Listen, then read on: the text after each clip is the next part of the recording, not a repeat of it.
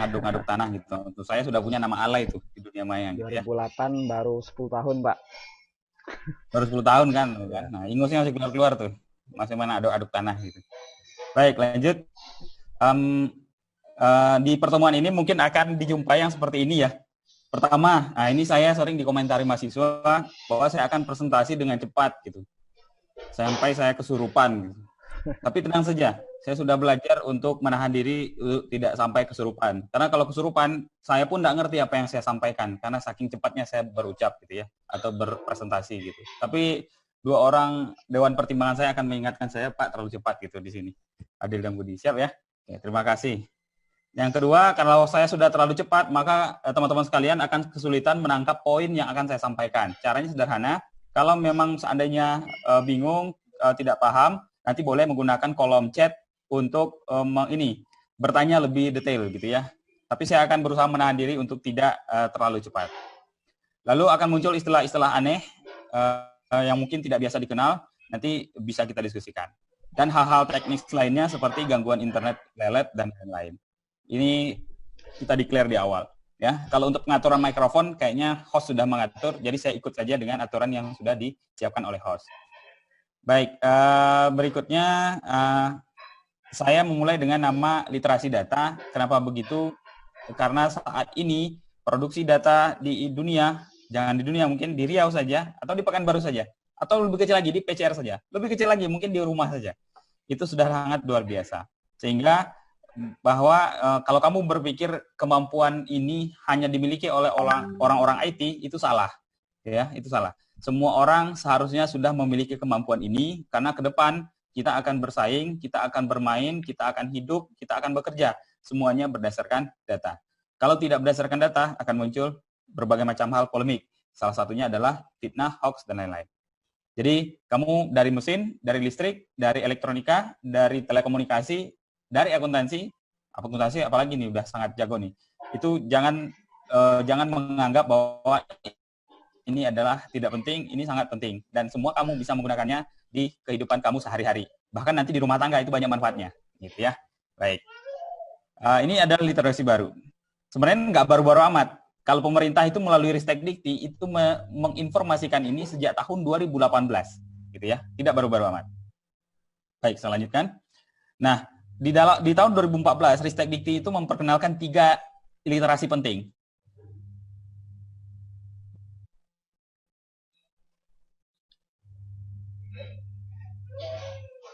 Pertama,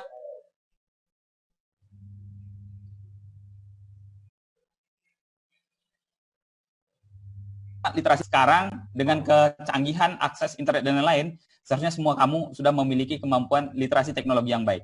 Cuma pertanyaannya, apakah kita bertanggung jawab atau tidak menggunakannya? Nah, itu yang jadi catatan. Ini dia. Jadi poinnya adalah di literasi data pada poin ini. Poinnya membaca, menganalisis, dan menggunakan. Ya. Jadi kalau kamu mahasiswa, seharusnya nilai kamu lebih tinggi dari siswa SMA dan SMK. Jadi seharusnya lebih hebat, lebih canggih, lebih mampu dalam menganalisis. Gitu ya. Berikutnya, kalian boleh komentar kalau saya terlalu cepat ya. Silakan saja berkomentar. Nanti saya akan coba baca kalau memang terlalu cepat ya. Oh, ini bagus juga nih, jangan lupa sarapan. Alhamdulillah saya sudah sarapan ya. Lanjut. Nah, ini adalah kemampuan yang harus kalian miliki di industri 4.0. Sebenarnya 4.0 udah jadul ini, tapi nggak apa-apa. Karena saya lihat sepertinya kita di Indonesia itu tertinggal. Apalagi kalau kita di daerah-daerah yang tidak berada dekat dengan pusat kota. Kita tertinggal. Sehingga saya mengusulkan bahwa ini masih relevan dan masih mungkin dilakukan. Meskipun ini mungkin udah lewat sekitar 2, 3, atau 4 tahun yang lalu. Ya, tapi perlu saya ingatkan lagi. Nah, ini. Poin pembahasan saya hari ini kira-kira ada 5. Pertama, skandal atau kasus yang melibatkan data digital. Yang kedua, keamanan data pribadi. Yang ketiga, bagaimana data hingga menjadi suatu kebijakan. Yang keempat, contoh sederhana penerapan. Dan yang kelima adalah hasil survei dari survei yang saya lakukan kepada kalian. Saya tahu tidak semuanya mengisi survei, gitu ya. Tapi nanti akan saya paparkan seperti apa hasil yang saya dapatkan dan mungkin bisa kita manfaatkan untuk sesuatu gitu ya. Apapun yang bisa kita lakukan. Sederhana saja. Baik, yang pertama, saya perlu mengutip, kalau yang Muslim, saya perlu mengutip ayat Al-Quran, Al-Hujurat ayat 6, yang mengatakan bahwa, hai orang-orang yang beriman, jika datang kepadamu orang fasik membawa suatu berita, maka periksa dan teliti, agar kamu tidak menimpakan suatu musibah kepada suatu kaum, tanpa mengetahui keadaan yang menyebabkan kamu menyesal atas perbuatan kamu itu. Ini sangat dekat dengan hoax, sangat dekat dengan fitnah-fitnah yang terjadi saat ini, gitu ya. Nah, ini kekacauan yang terjadi itu karena mungkin kita tidak melakukan cross-check data, informasi dengan benar, sehingga kita membagi-bagikan saja, akibatnya terjadilah polemik, terjadinya masalah. Nah, ini kira-kira di dalam Al-Quran bagi yang Muslim. Nah, seorang pakar statistik Amerika pernah mengatakan begini, dari awal ya. In God we trust, all others bring data. Gitu. Kita percaya kepada Tuhan, itu sudah tidak percaya kita tawar-nawar, kita pasti percaya kepada Tuhan. Ya. Tapi lain dari itu, maka kamu harus bawa data.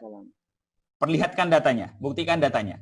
Caranya sederhana tuh. Ketika terakhir ada mahasiswa menyampaikan aspirasi dan saya minta kuesioner aspirasinya dibagikan.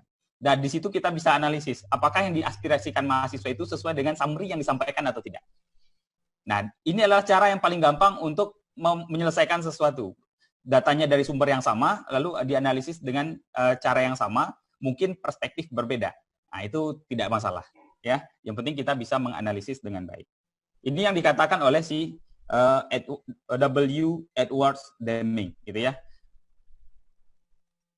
Bahwa kita tidak perlu meragukan bahwa kita percaya kepada Tuhan, tapi sang bawa tanya ke sini. Ya. Itu yang harus kita buktikan, supaya tidak terjadi dugaan-dugaan yang berujung pada fitnah dan hoax yang akan mengancam komunikasi kita, atau terjadinya masalah antara kedua belah pihak. Ini rujukan saya, ya. Ini rujukan saya. Kita sepakat dulu nih bahwa ini adalah dasar bahwa kita harus mengecek, melakukan cross check, harus mengetahui sesuatu dan lain-lain. Bahwa ini kita berpedoman dengan ini. Berikutnya, saya punya kasus itu. Yang ini sangat hot dibahas. Mungkin tidak semua orang tahu, mungkin kamu juga tidak pernah baca, tapi inilah kesempatan bagi saya untuk menginformasikan bahwa kasus ini sangat melibatkan data, dikerjakan oleh si Cambridge Analytica. Dia adalah perusahaan startup company dan dia mengambil data social media users, pengguna-pengguna sosial media. Nah, untuk apa dipergunakan? Saya ceritakan di slide berikut ini. Ini dia. Di Cambridge University, Alexander Kogan namanya, dia membuat kuis yang digunakan untuk mengumpulkan data dari pengguna Facebook. Nah, makanya di survei saya itu muncul tuh pertanyaan tentang kuis itu. Nah, yang didapatkan itu sebanyak 87 juta data, gitu ya. Tapi yang diambil itu tidak pengguna kuis saja. Data teman-teman dari pengguna kuis itu diambil juga sama dia tuh, gitu. Lalu data itu dijual ke lembaga atau perusahaan tertentu yang dinamakan Cambridge Analytica, yang tujuannya adalah untuk membuat iklan, konsumen, politik, dan branding. Nah, Cambridge Analytica ini kalau kamu tahu dia adalah konsultan dari Presiden Amerika sekarang, Donald Trump. Oke? Jadi apapun yang kamu lihat di sosial media hari ini itu belum tentu sesuatu fakta, informasi atau frame informasi secara keseluruhan. Bisa jadi itu di framing sesuai dengan profil kamu. Gitu ya. Kenapa begitu? Di framing sesuai dengan profil kamu supaya mengubah perilaku kamu. Bisa jadi kamu benci terhadap sesuatu, ya. Tapi karena kamu menyukai sesuatu, hanya menyukai kelompok-kelompok tertentu, atau informasi-informasi tertentu, atau situs-situs tertentu, interest kamu itu hanya tertentu, maka informasi itu hanya dikungkung untuk informasi itu saja. Seolah-olah kita berada di dalam katak yang berada di dalam tempurung. Padahal di tempat lain, di luar sana, di luar frame yang kita miliki, itu ada perspektif lain yang mungkin bisa kita jadikan pertimbangan. Tapi kejadiannya tidak begitu. Inilah yang dilakukan oleh orang-orang yang pakar di dalam data itu. Nah, banyak yang menggunakannya. Tidak hanya untuk politik. Bagaimana dia mempengaruhi swing voter itu yang tidak memilih, sehingga akhirnya memilih gitu ya. Apakah itu salah? Saya rasa itu tidak salah. Tapi kita perlu tahu bahwa itulah mekanisme yang dilakukan untuk mengubah cara pandang kita dan perilaku kita. Semua orang harus tahu itu. Oke? Nah, yang paling bagus sebenarnya digunakan untuk untuk jualan ya, untuk bisnis ya. Kenapa begitu? Bisa mempertemukan produk yang kita jual kepada orang-orang yang memang suka atau membutuhkan. Jadi orang itu tidak butuh waktu yang lama untuk mendapatkan bahwa ini adalah produk yang baik dan mungkin kamu adalah penjualnya. Nah, itu yang dilakukan. Dan lain-lainnya untuk membranding. Nah, biasanya kalau kamu tertarik ini menggunakan data ini, biasanya kamu bisa laku tuh. Tapi apakah pekerjaan kamu halal atau tidak, saya tidak tahu. Kan kalau dekat-dekat pilkada kan semua calon membranding diri tuh. Banyak duit tuh bertebaran itu. Nah, mungkin kamu bisa datang dengan cara kamu untuk membranding orang itu. Ya, intinya adalah mungkin kamu bertanya, apakah ini salahnya ini dia ngambil data dari Facebook. Sampai-sampai si pemilik Facebook itu harus minta maaf. Ini bukan 100% salah si Cambridge Analytica atau si Alexander Kogan ini, tapi ini juga kesalahan dari si pemilik sosial media karena dia tidak memproteksi data usernya dengan baik. Ada celah yang dimanfaatkan oleh orang sehingga bisa dimanfaatkan. Nah, itu yang perlu kamu ketahui bahwa yang kita lihat sekarang itu bisa jadi sudah di framing, tapi makanya kita perlu memperluas wawasan kita untuk melihat sisi-sisi lain yang mungkin selama ini tidak kita lihat. Nah, itu harus kamu ketahui. Ini rujukan yang saya gunakan, ya, kamu bisa lihat nanti rujukan tersebut.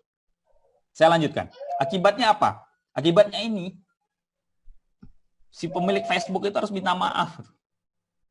Gitu ya. Karena orang banyak cenderung bahkan mengatakan bahwa ini mungkin si Trump tidak akan menang. Kenapa? Karena dia rasis gitu. Tapi buktinya dia bisa menang.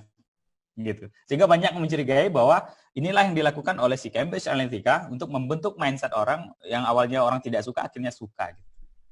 Apakah itu salah atau tidak, saya tidak tahu. Yang salah adalah data pribadi bocor. Itu salah. Gitu ya. Nah, ini adalah literasi pertama yang harus kamu ketahui terkait dengan keamanan data pribadi. Nah, ini yang akhirnya si pemilik Facebook harus minta maaf dan lain-lain, dan ini sangat viral dan heboh. Apakah terjadi di Indonesia? Terjadi ya. Ya, sangat terjadi. Itu kasus yang pernah satu kasus terkait yang skandal besar yang terjadi akhir-akhir ini dalam 2 atau 3 tahun ini. Yang lainnya gini nih. Yang lainnya ini. Ada remaja karena saking senangnya menggunakan sosial media, akhirnya dia apa yang dilakukan? Membagikan apapun yang dia miliki, termasuk alamat rumah, detail dan lain-lain. Akibatnya apa? Diculik. Hilang tuh. Caranya gimana? Ya si calon penculik itu mendekati dia. Cara supaya jadi dekat gimana? Ya tahu data diri orang itu. Seolah-olah kita mau mengaguminya karena kita informasinya terbuka, jadi kita paham tentang dirinya. Lalu dia merasa nyaman. Akhirnya apa? Diculik. Gitu ya. Itu terjadi di Facebook. Ya, nggak tahu di Instagram apa terjadi atau enggak. Yang lainnya apa? Data e-commerce diperjualbelikan. Mulai dari Bukalapak sampai Tokopedia. Meskipun yang terakhir di Tokopedia itu tidak terbuka semuanya, karena dalam kondisi terenkripsi gitu ya. Bukan terenkripsi, dalam kondisi terhash gitu, tahu saya. Jadi butuh effort lagi untuk bisa membongkarnya. Itu yang terjadi hari ini. Dan kamu, menurut saya, kamu harus tahu itu.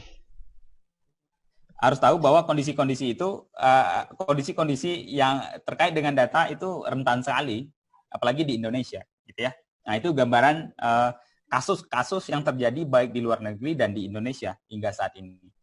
Nah, nanti saya sampai pada satu kesimpulan. Saya lanjutkan. Mudah-mudahan sampai poin ini kalian paham. Ada pertanyaan nih kayaknya. Oh, banyak nggak bisa join nih, Pak Tian. Saya lanjutkan. Iya Pak, karena ternyata maksimum batasnya 100 ini peserta. Cuma di sini kok cuma 29 ya. Baru 29. 29 orang? Iya. Sekarang 100 itu Pak? Iya. Katanya nggak bisa join karena baru hadir sudah 100 orang. Belumnya bukannya bisa 400 atau 1000 Pak? Atau saya yang salah? Atau mungkin ditanya ke panitia ya Pak ya? Saya lanjut saja Pak ya? Ya lanjut aja Pak. Saya kurang tahu juga nih Pak. Baik. Saya nggak tahu kamu memahami apa yang saya sampaikan sampai detik ini atau tidak. Nanti boleh ditanyakan ya. Baik. Itu tadi kasus-kasus yang terjadi di dunia dan di Indonesia. Sedikit saja. Sebenarnya banyak kasus yang lainnya. Nanti ada kasus lagi yang saya akan sampaikan ke kamu. Kedua, saya akan berbicara tentang keamanan data pribadi yang sebagai akibat bahwa kita tidak aware, tidak sadar bahwa keamanan data pribadi itu sangat penting, gitu ya. Kita tidak tahu bahwa itu sesuatu yang harus kita waspadai karena kekurangan informasi atau kekurangan pengetahuan kita tentang itu, akibatnya data pribadi kita itu bisa bocor kemana-mana, gitu. Dan itu sangat berbahaya, ya. Dan fokusnya adalah pengguna internet di web dan di media sosial, tidak yang berupa fisik, file-file yang mungkin kamu tinggalkan di tempat-tempat tertentu.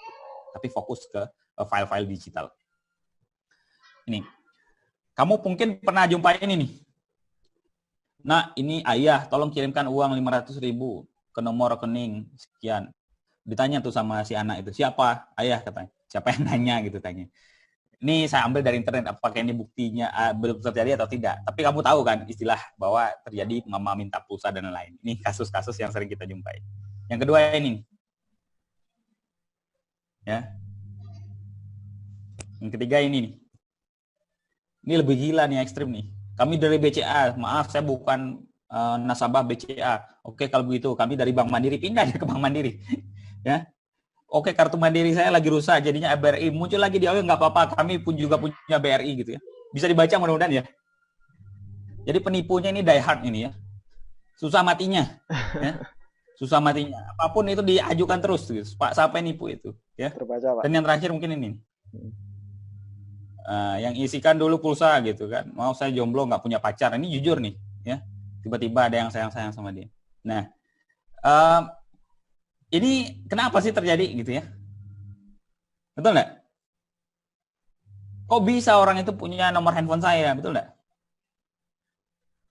Nah hari ini, saya nggak tahu tuh masih berlaku atau nggak, karena udah lama saya nggak ini. Kamu beli pulsa masih nulisi pulsa nggak di itu? Nulisi kertas nggak di tempat counter beli pulsa itu? Mungkin bisa ditulis di chat tuh. Masih ngisi-ngisi nomor handphone nggak?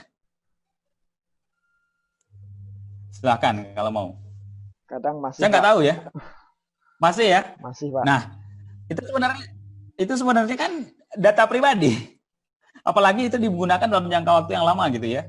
Nah, tidak diganti-ganti. Kalau tipikal mahasiswa kan cari provider internet yang cepat, karena saya ngerasakan juga dulu.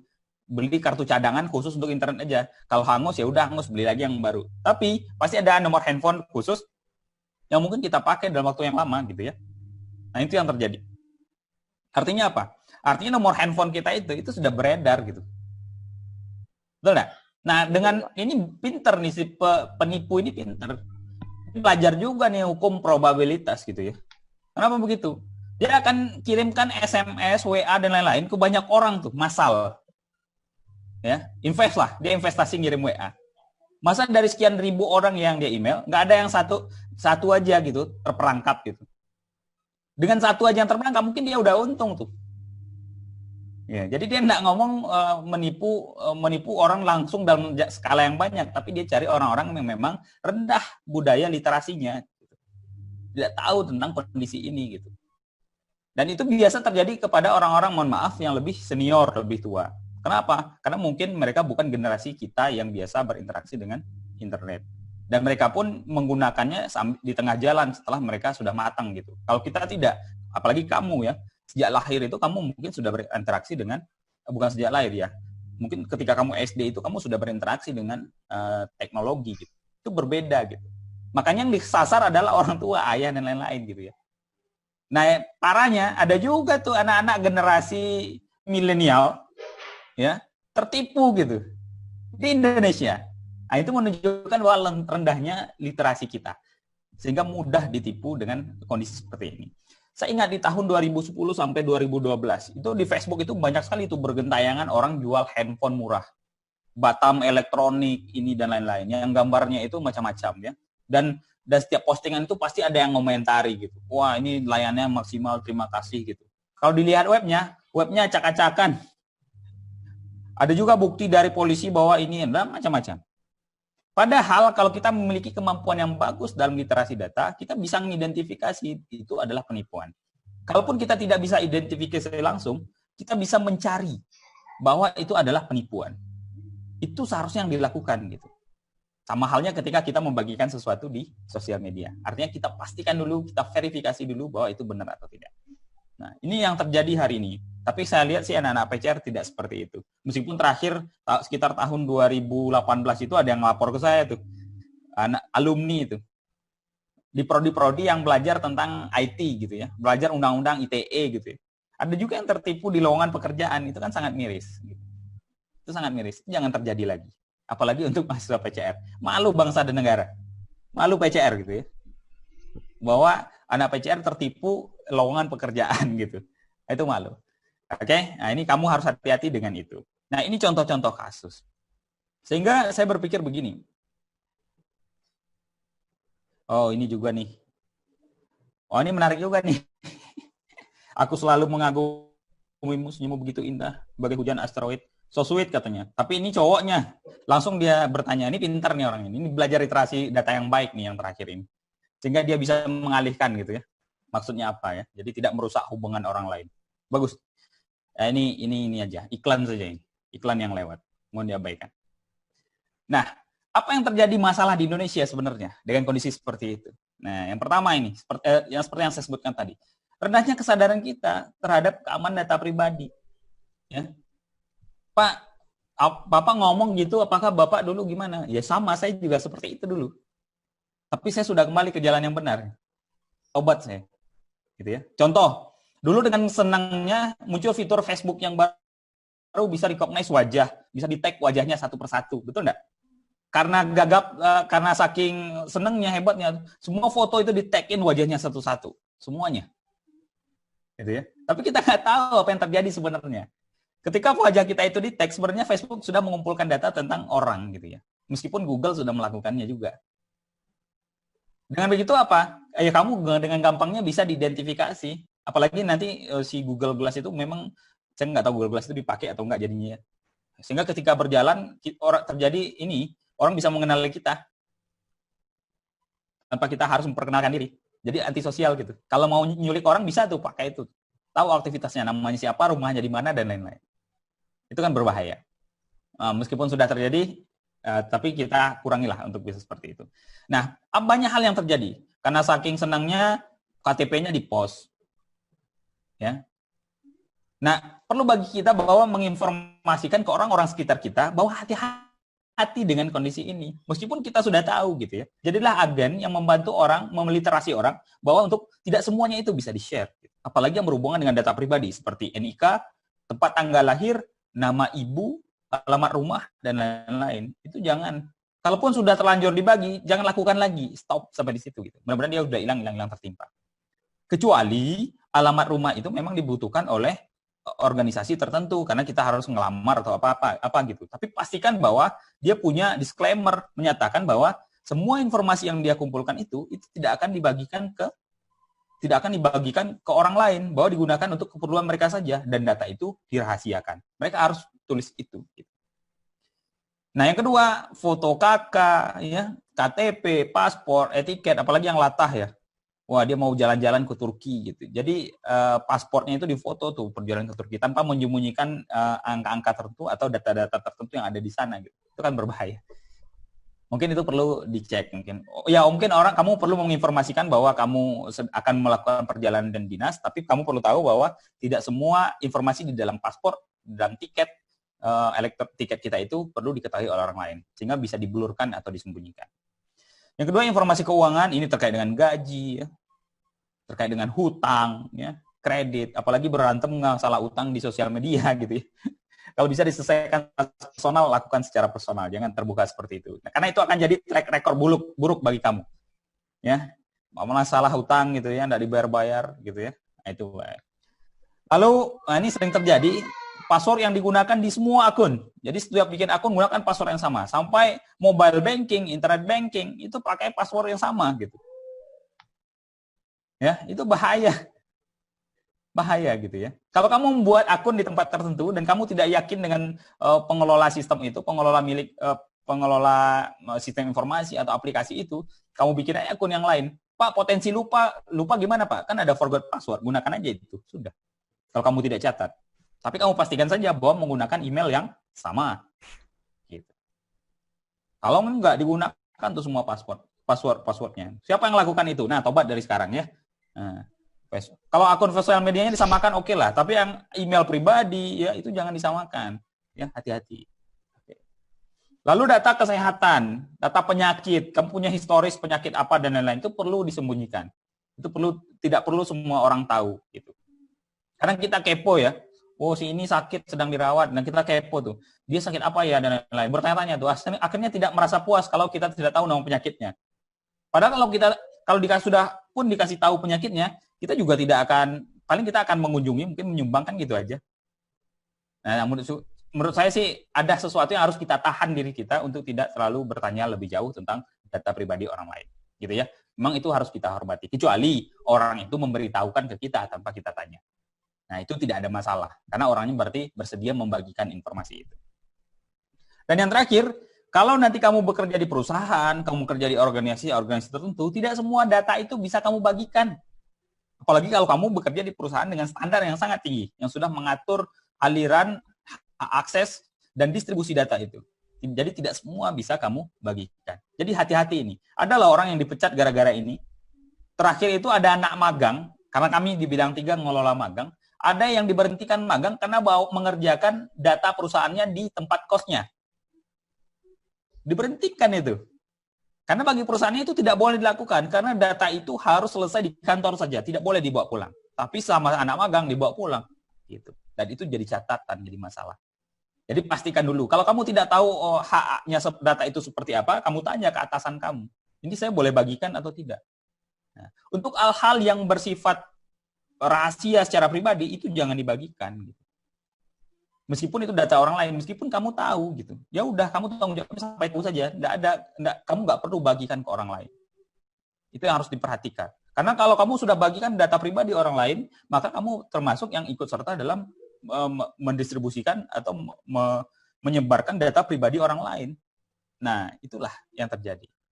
Nah, ini sepenuhnya tidak kesalahan personal, tapi juga kelalaian dari perusahaan atau organisasi dalam melindungi datanya. Bisa jadi PCR mengalami yang seperti itu juga. Bisa jadi kita dihack karena proteksi kita tidak kuat, kita dihack lalu data kita disebar, itu bisa jadi. Lain hal kalau kita yang membagikan, gitu ya. Tapi itu memang jadi isu, jadi masalah.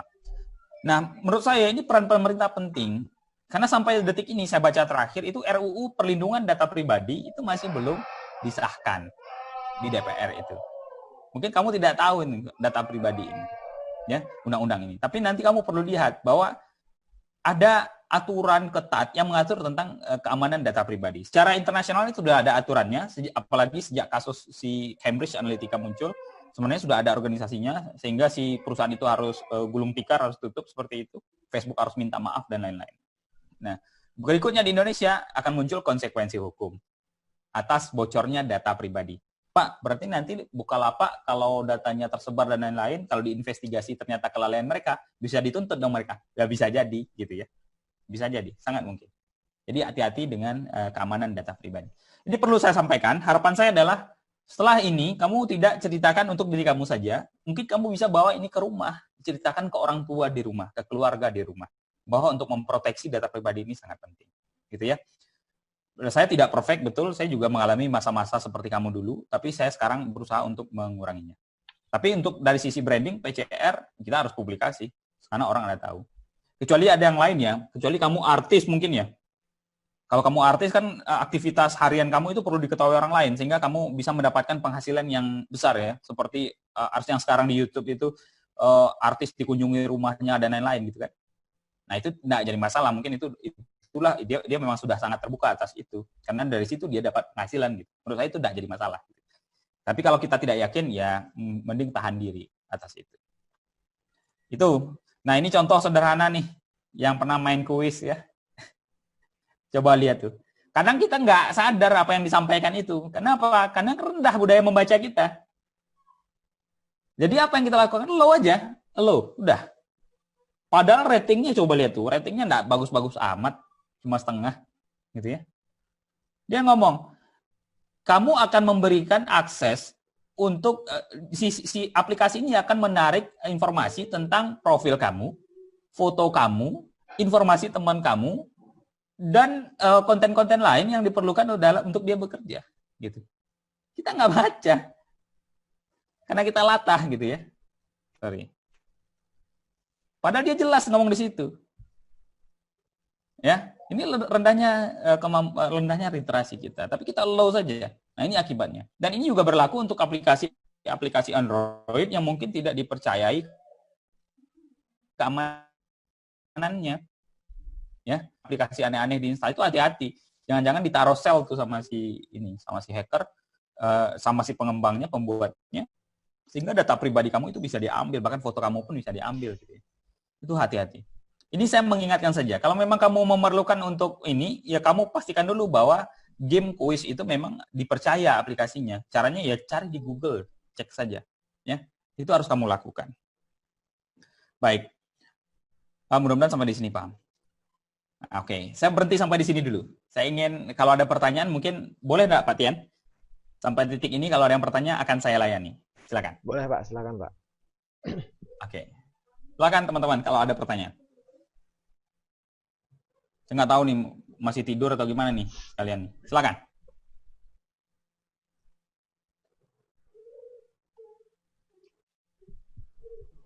Tidak ada? Saya terlalu cepat? Mungkin bisa ditulis di kolom komentar. Atau bahasa saya terlalu tinggi, jadi sulit dipahami? Boleh, silakan tulis. Atau pertanyaannya diketik boleh ya di chat. Ya, Biar di bisa chat boleh diketik. jelas ini sambil Silakan. bertanya.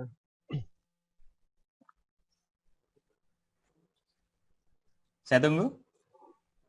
Tapi di situ ada, oh dari saya belum ada pertanyaan dan cukup jelas. Oke, terima kasih ini. Grace. Masih jelas. Yang lain?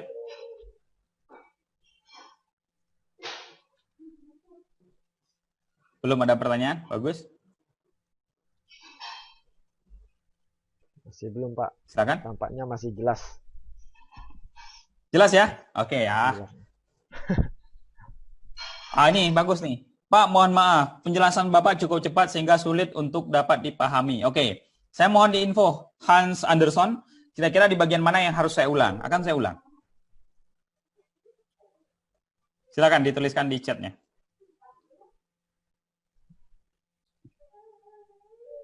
Mungkin gini Pak, sebagian kan ada yang internetnya nggak secepat teman-teman yang lain, sehingga saat ngomongnya kecepatan ada yang putus-putus gitu Pak. Seperti itu. Oke, siap. Jadi, berarti sesuai dengan apa yang saya sampaikan tadi ya. Iya Pak. Coba saya tanya dewan pertimbangan saya dulu. Saya cepat atau tidak? Benar ya? Oke. Terima kasih. Hans, kalau ada pertanyaan monggo akan saya jawab ulang. Tidak ada? Masih belum, Pak. Belum ada. Oke. Lanjut? Lanjut, Pak. Boleh. Lanjut? Oke. Kita lanjut ya. Baik. Nanti ini saya lewati ya. Oke, terima kasih yang sudah berinteraksi. Baik. Nah, tadi saya bicara tentang keamanan data pribadi. Harapan saya adalah informasi yang saya sampaikan ini itu mungkin bisa kamu informasikan ke orang-orang terdekat kamu bahwa tidak semua bisa kita bagikan kecuali memang dia mencari pekerjaannya adalah itu gitu ya. Setidaknya orang tua kita, adik-adik kita dan lain-lain. Itu mungkin bisa diinformasikan. Oh, perlu bagi kita untuk menjaga keamanan data pribadi kita. Itu literasi data yang pertama bahwa kita mampu memproteksi data dan mampu memilah ini mana data yang akan boleh kita bagikan, mana yang tidak boleh kita bagikan. Gitu. Baik, saya lanjutkan. Selanjutnya ini. Nah, ini bagaimana data itu berkembang menjadi sebuah kebijaksanaan atau kebijakan yang bijak, gitu ya. Bagaimana data itu berproses hingga menjadi wisdom. Sebelum itu saya tampilkan ini dulu. Nah, kesimpulan saya yang pertama adalah sekarang itu yang duit itu bukan duit lagi, ya. Yang duit itu sekarang adalah data. Siapa yang pemilik data itu akan menjadi kaya. Kalau tidak percaya, lihat Google, ya, lihat Facebook, lihat Instagram dan lain-lain. Pemiliknya meskipun pemiliknya sama. Jadi tidak sepenuhnya duit itu adalah duit, gitu ya. Tapi bisa jadi duit itu bentuknya yang lain, gitu ya. Nah, salah satunya yang sekarang adalah data. Itu yang perlu saya sampaikan. Kamu harus tahu itu bahwa contoh sederhana lah, si counter HP itu, ya. Ngumpulkan handphone kamu, itu kemudian dijual ke sales kan untung itu. Betul nah? Dijual ke sales mobil, sales pinjaman online ya, sales apa gitu, itu cari duit tuh. Berarti bisnis datanya udah main tuh, orang seperti itu gitu ya. Gitu. Jadi sebenarnya kamu bisa menghasilkan duit dengan mengumpulkan data, tapi pastikan data itu adalah data publik dan data yang tidak dicuri. Dan itu bukan data pribadi orang lain. Gitu ya. Nah, kita tidak tahu apa yang terjadi di sana, di penjual HP itu. Baik, saya lanjutkan. Nah, ini yang saya perlu sampaikan. Mungkin yang kuliah di jurusan teknologi informasi ini paham ini mungkin, ya.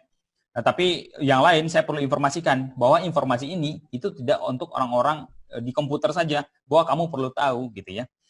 Kalau saya boleh menginformasikan bahwa data itu adalah sumber dari terciptanya informasi yang berujung pada pengetahuan. Gitu ya. Itu dia kesimpulannya. Nah, kalau dalam organisasi kita lihat aja tuh di mana ya? Di Alfamart gitu ya. Mungkin kamu tahu Alfamart ya? Harus tahu lah, masa nggak tahu. Di Alfamart itu ada yang bertugas mengumpulkan data. Di mana kira-kira? Boleh tulis di kolom komentar tuh. Di mana yang bertugas mengumpulkan data? Itu dia. Di kasir katanya. Betul. Data apa yang dicatat? Data transaksi, ya. Lalu data transaksi itu kemudian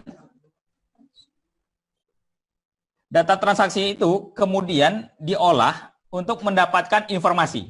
Pertanyaannya, siapa yang mengolah? Apakah kasir itu? Tidak. Yang mengolah adalah level di atasnya. Bisa jadi supervisornya yang ada di situ. Nah, itu sudah hubungan dengan pekerjaan tuh. Jadi kalau kamu teller bank, kerjaan kamu itu hanya transaksi aja tuh. Masukkan data, mengubah data, ngedit data itu aja tuh, memastikan data tersedia. Data yang sudah kamu masuk itu, kemudian diolah oleh level yang di atas kamu.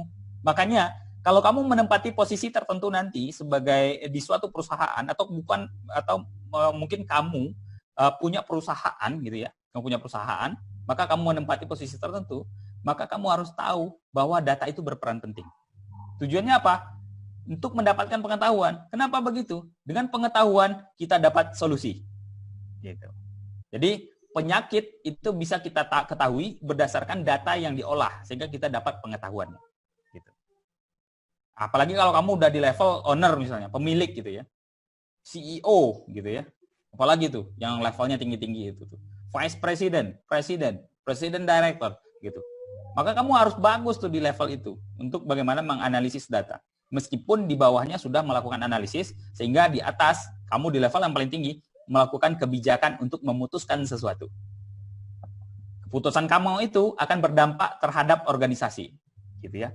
Semakin kecil, ya. Tapi yang kecil itu mempengaruhi sampai ke bawah, gitu. Itu dia. Jadi meskipun kamu dari mesin, dari listrik, dari ini kan tidak selalu kamu bekerja secara fisik, bekerja di level bawah terus. Suatu saat kamu akan naik level ke level-level tertentu. Kamu akan menempati posisi-posisi strategis profesional di bidang usaha tertentu, baik perusahaan dalam negeri maupun luar negeri. Atau bahkan kamu adalah founder, owner, CEO suatu perusahaan yang kamu dirikan sendiri. Gitu. Kekuatannya adalah data. Begini alirannya. Nah, apa yang perlu dipastikan?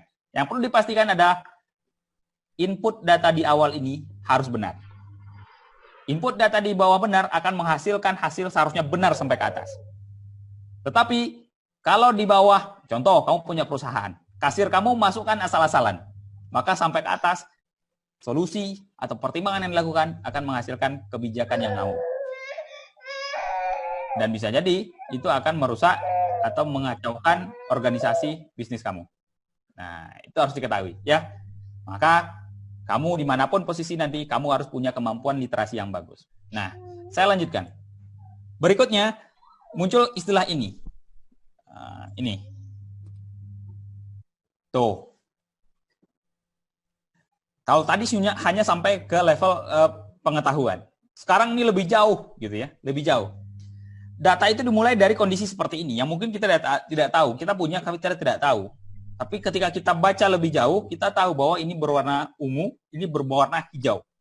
Kita dapat informasinya, bahwa di dalam data ini terdapat dua kelompok. Kelompok ungu, kelompok hijau. Data ini kita olah lagi lebih lanjut, kita dapat pengetahuan atas itu. Ya, bahwa data ini berhubungan dengan data ini. Nah, perhubungan data ini menghasilkan ini. Itu dia. Apakah hasil ini adalah pengetahuan ini adalah sesuatu yang sangat tinggi? Belum. Sampai kamu dapat wawasan. bahwa di titik-titik tertentu itu adalah titik potensial, titik kritikal yang mungkin bisa menghasilkan hasil yang hebat. Muncul dia ke dalam insight atau wawasan. Dari pengetahuan tadi naik ke level wawasan. Akhirnya kita punya wawasan atas itu. Apakah wawasan cukup? Tidak. Dengan wawasan yang kita miliki itu, kita hubungkan satu sama lain, akhirnya kita dapat kebijakan.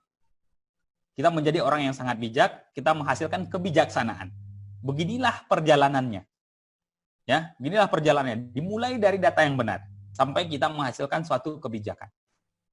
Kebijakan itu tidak berlaku untuk semua, mungkin hal-hal tertentu saja. Kalau di gambar ini digambarkan seperti ini, kebijakan itu ternyata hubungan antara titik ini dan titik ini.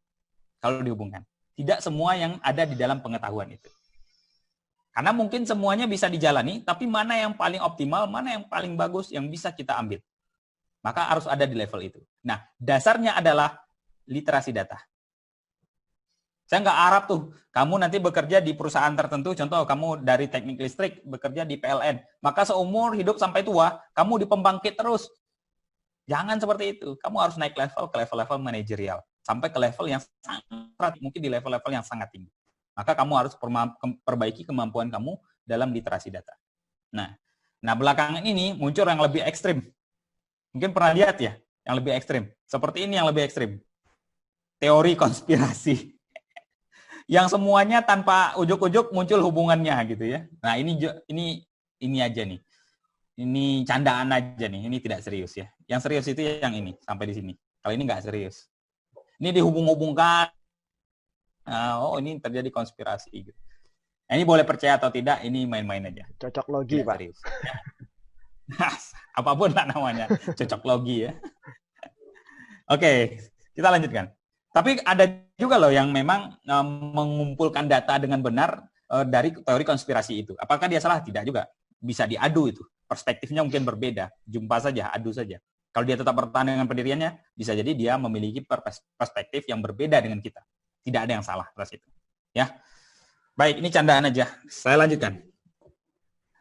Nah, ini tentang data, wisdom, dan lain-lain selesai sampai di situ. Harapan saya adalah di goal ini, kamu memiliki kemampuan yang bagus dalam memutuskan sesuatu, dalam mengkaji sesuatu, itu berdasarkan data. Karena saya sudah ngalami itu. Ini pengalaman saya nih pribadi. Ketika saya di UPPM, ketika saya di Wadir, di Puan Batu Direktur 1. Semua orang akan nurut ketika kita menyampaikan fakta berdasarkan data. Semua akan orang nurut. Ketika orang tidak tahu fakta dan datanya, ketika tidak berjumpa dengan kita, mereka akan berontak, akan menentang itu. Dan itu wajar dalam sebuah organisasi.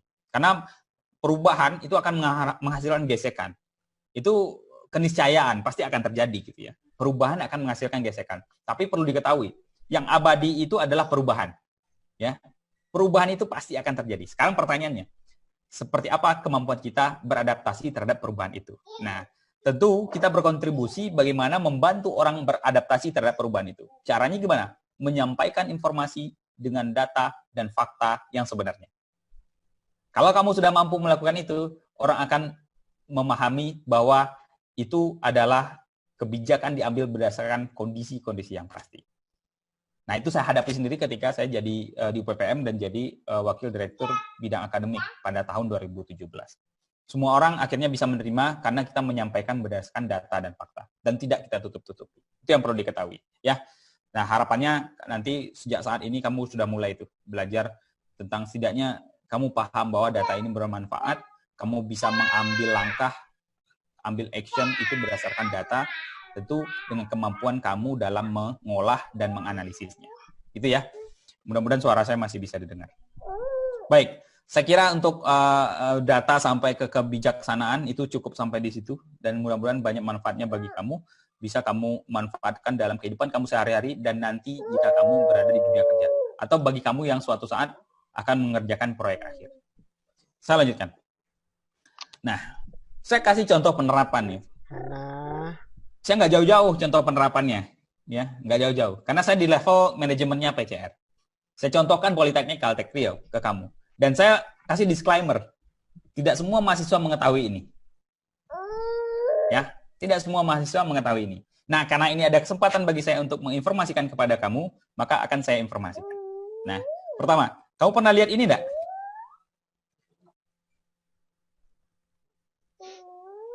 Boleh berkomentar?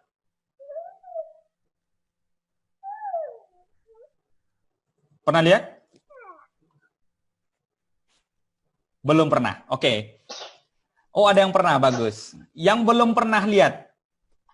Oh, yang pernah ada. Yang belum pernah lihat, apa kira-kira ini? Apa kira-kira? Oke, saya terima. Banyak yang belum tahu. Saya tanya, kira-kira ini apa? Boleh ditulis di kolom komentar. Yang sudah pernah lihat, kira-kira apa? Silakan. Oke, nggak ada yang jawab nih. Baik, saya jelaskan aja. Oh, nih. Nilai hasil setiap kuesioner yang diisi oleh mahasiswa per prodi, Pak. Nah, ini. Benar nih, si Ferdian. Ferdian, nanti kamu kasih nomor handphone kamu ke saya. Saya isikan kamu pulsa 20.000. Oke, Ferdian? Oke, siap. Nih, jawabannya bagus. Ini adalah, saya tahu, setiap kamu itu kan dipaksa ngisi kuesioner. Setuju? Setuju lah. Kalau nggak ngisi, nggak bisa UAS. Ya? Nah, mungkin ini ya, mahasiswa menganggap, kuesioner itu isi aja lah, apa nilainya itu, submit aja sudah, yang penting selesai cepat. Ya. Yang kedua, muncul tuh pekerjaan baru, namanya joki kuesioner. Ya, tujuannya membantu, memudahkan teman-temannya untuk mengisi kuesioner aja di joki. Gitu ya. Itu kegiatan yang salah. Sebenarnya apa yang dilakukan PCR? PCR menggunakan data itu untuk memperbaiki kualitas pengajaran. Gitu. Itu contoh yang diterapkan di PCR. Gitu. Tujuannya apa? Sehingga interaksi kamu dengan dosen di dalam kelas itu bisa menjadi lebih baik, bisa berpartner lebih baik.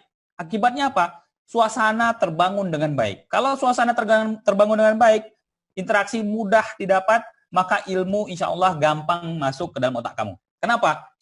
Karena suasana hati itu sedang senang. Saya udah pelajari itu. Saya sarjana pendidikan. Gitu ya. Nah, sekarang perlu saya informasikan nih. Bagi kamu yang jadi joki, yang ngisi kuesioner asal-asalan, atau yang merasa kesal ngisi kuesioner yang banyak itu, tobat dari sekarang. Isilah kuesioner itu sesuai dengan apa yang sebenarnya. Karena itu digunakan, itu adalah kontribusi kecil kamu untuk memperbaiki PCR untuk waktu-waktu yang akan datang. Kan kamu tidak mau, nanti kamu kuliah di kampus yang mungkin suatu saat PCR tidak ada lagi. Karena mungkin turun kualitasnya. Sehingga nggak ada mahasiswa lagi. Nggak terpaksa tutup. Dulu ada PCR tuh di Rumbai, sekarang udah berubah jadi apa? Ya, nah ini adalah kontribusi kecil kamu. Maka ajakan saya adalah isilah ini dengan benar. Ya, nah oke, saya gambarkan. Yang di atas ini untuk prodi di jurusan teknologi informasi. Nuh, lihat tuh. Apa dampaknya? Terjadi peningkatan dari kebijakan-kebijakan itu. Nah, dari sini di level pimpinan, level direktorat, level kaprodi, kajur bisa tahu bahwa ternyata mahasiswa merasa happy. Kalau mahasiswa merasa tidak happy, kamu tinggal isi saja. Bahwa saya tidak ada sesuatu yang harus diperbaiki dalam kuliah ini dengan dosen ini. Tapi kalau ada komentar, tetap sampaikan komentar dengan sopan. Layaknya orang yang berpendidikan. Kenapa begitu? Karena untuk memperbaiki sesuatu harus dilakukan dengan cara yang baik. Oke, itu harus kamu pahami bersama. Ini mungkin akan bertanya nih, Pak, kok jurusan JTI dan JTIN saja? Ini TE, TT, TM, dan lain-lain. Oke, ini juga ada akuntansi nih. Nih, akuntansi nih. Akuntansi dan laboran-laboran, gitu ya. Nah, yang ungu ini akuntansi nih. Tuh. Yang garis ini rata-rata PCR. Ya, rata-rata PCR kan. Skala nilainya 1 sampai 4, gitu. Nah, ini contoh data yang digunakan oleh PCR untuk memperbaiki atau untuk mengelola institusi ini. Ini yang pertama yang mungkin kamu tidak ketahui. Mudah-mudahan dengan ini kamu tahu, sehingga kamu yang biasanya jadi joki, kembali ke jalan yang benar. Atau kamu yang isinya asal-asalan, kembali ke jalan yang benar. Karena kualitas data yang masuk akan mengarahkan hasil yang akan mengarahkan kebijakan yang baik.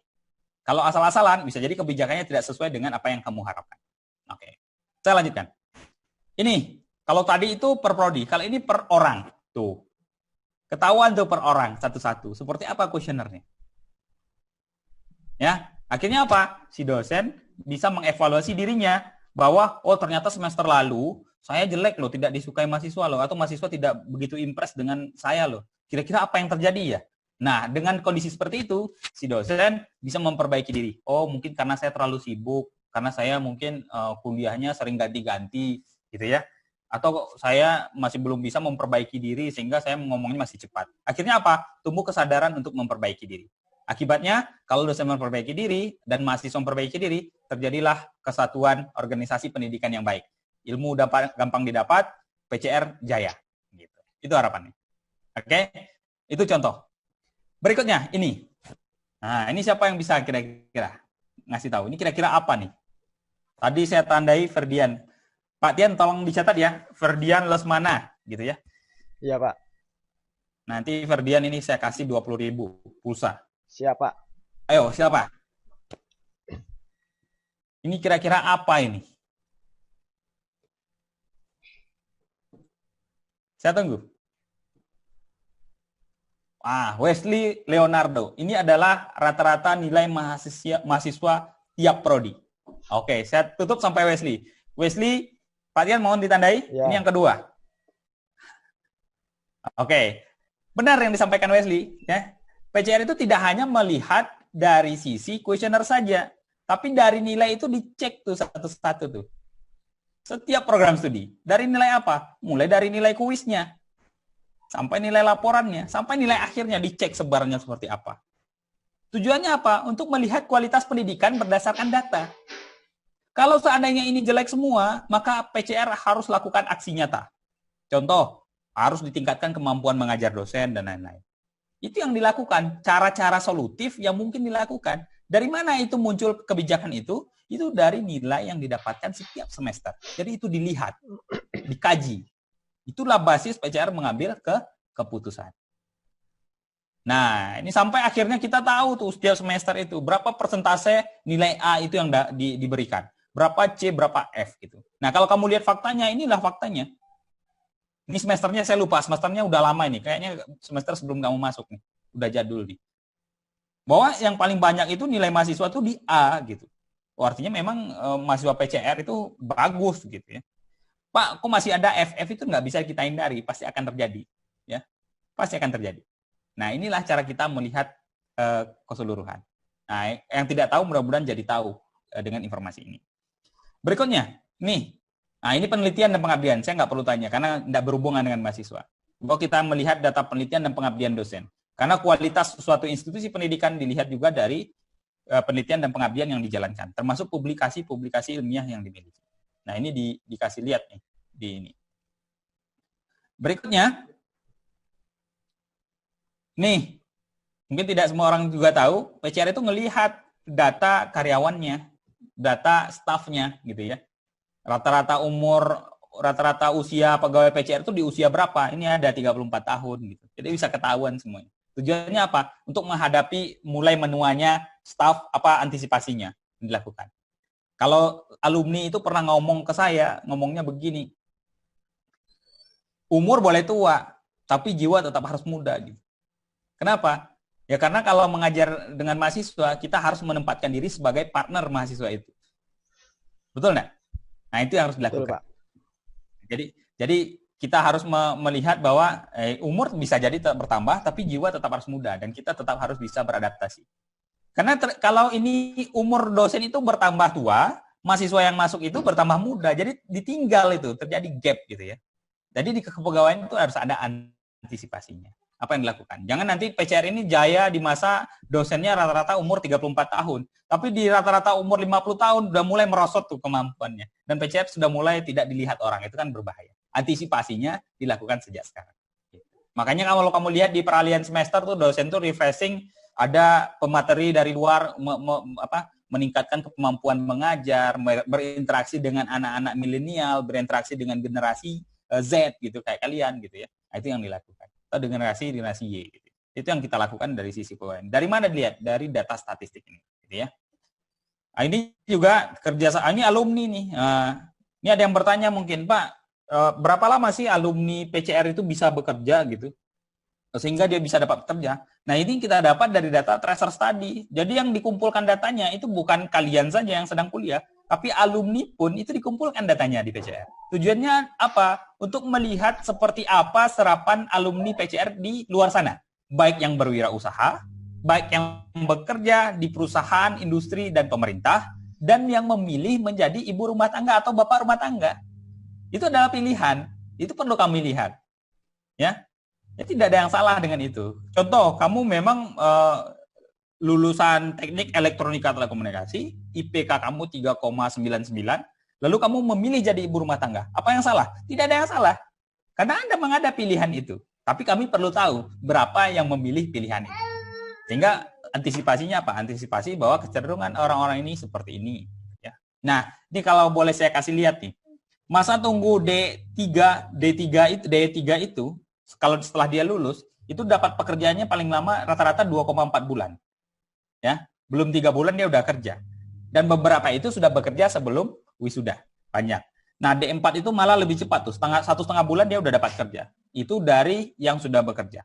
Nah, informasi ini terbuka, kamu bisa akses dan kamu bisa temukan gitu ya di PCR. Caranya gimana? Kamu akses aja itu web PCR, pcr.ac.id. Nanti muncul tuh semua menunya ada di situ. Saya nggak tahu kalau saya data apakah semua dari kamu ini mengakses webnya PCR atau tidak. Saya tidak tahu ya. Oke. Lanjut. Nah, ini yang terakhir yang perlu saya informasikan ke kamu bahwa saya sudah lihat tuh data yang kalian kirimkan itu, sudah saya analisis, sudah saya tampilkan ya, saya analisis sederhana. Nah, ini datanya. Katanya sih yang ikut kuliah ini 400 orang. Tapi yang ketika saya ambil datanya untuk saya lakukan analisis itu baru 240 orang. Ketika saya lihat terakhir tadi pagi berapa orang yang mengisi itu cuma 266 orang. Artinya masih banyak yang belum mengisi. Dan ini sebarannya. Bahkan di kelas itu ada yang hanya satu ya. Nih. Ini cuma satu nih. TI G17. Itu cuma satu orang yang ngisi. Tuh. TET G17 cuma satu orang tuh. TM 2018 cuma satu orang itu. Ketahuan gitu. Dan dengan kemampuan kamu literasi data yang baik, penggunaan aplikasi yang baik, kamu bisa dapat data ini dengan cepat sehingga tidak perlu waktu untuk menyimpulkannya. Nah, kalau ini kan gampang nih. Saya tinggal sebutkan aja ke Kaprodinya. Bu, Kaprodi G17 TET itu yang ikut enabling skill yang isi survei cuma satu kan selesai. Atau saya nggak perlu ceritakan lah, saya kirimkan aja tuh. Ini selesai. Ketahuan tuh Kaprodinya tahu semua, oh kok bisa begini anak-anak saya. Nah, ini contohnya ya. Oke, lanjut. Ini yang mengisi ya. Saya bedakan angkatannya dan program studinya. Lanjut. Ini yang nanya nih, menggunakan internet tuh. Saya menggunakan internet dalam kehidupan saya sehari-hari. Yang paling banyak sangat setuju memang hampir semuanya. Kalau kamu lihat yang mengatakan kurang setuju ini di TI ini, karena yang ngisi cuma satu. Yang satu itu milih kurang setuju. Makanya dia 100% ya. Ya, ini TI 2017 nih. Kita lihat TI yang besar mana? TI yang ini. 41 orang mengatakan sangat setuju. TET sangat setuju. Wah, mayoritas memang kamu adalah pengguna internet sehari-hari. Tidak bisa hidup tanpa internet sehari-hari. Pertanyaan berikutnya adalah menggunakan internet mengakibatkan cost. Betul enggak? Untuk apa? Pakai data. Nah, nggak tahu tuh kamu ngakalinya gimana. Atau memang di rumah ada wifi atau kamu pakai datanya tersedia selalu. Atau disubsidi oleh PCR. Oke, lanjut. Ini nih, aktivitas yang dilakukan selama berinternet. Mayoritas itu sosial media memang. Mayoritas menggunakan sosial media. Tapi yang menarik yang kedua adalah banyak yang nonton streaming YouTube. Ya. Nah, dan yang ketiga itu main game. Tuh. Salah nggak? Ada yang salah kok. Biasa aja, ya. Biasa aja nih. Main game itu lumrah di generasi kamu itu. Tapi kalau waktunya dihabiskan untuk main game itu yang salah. Tidak ada yang salah dengan main game ya. Nah, yang menarik adalah menonton streaming YouTube gitu ya. Itu nggak tahu tuh menghabisin paket data berapa banyak tuh untuk streaming itu. Ya. Nah, tapi itulah fenomenanya. Sosial media ini juga ngabisin, apalagi Instagram lihat video, apalagi autoplay ya. Instagramnya videonya autoplay. Setiap scroll langsung putar tuh, langsung paket datanya disedot. Di Facebook juga gitu, langsung disedot gitu ya. Nah, itulah yang terjadi. Pertanyaan berikutnya. Apa yang paling sering digunakan? Wah, betul saja nih. generasi-generasi kalian ini adalah pengguna Instagram. Kenapa? Karena pengguna Facebook itu adalah generasi tua. Nah, ini membuktikan analisis saya nih, bahwa anak-anak sekarang itu pengguna Instagram. Mungkin kamu bertanya, Pak, Bapak sudah tahu bahwa mahasiswa-mahasiswa itu pengguna Instagram. Kok Facebook PCR masih ngiklan, Pak? Gitu ya. Betul nggak? Kok iklan PCR masih ada di Facebook, Pak? Ya di Instagram ada, Pak. Di Facebook kok masih ada gitu. Kok banyak juga di Facebook. Kenapa?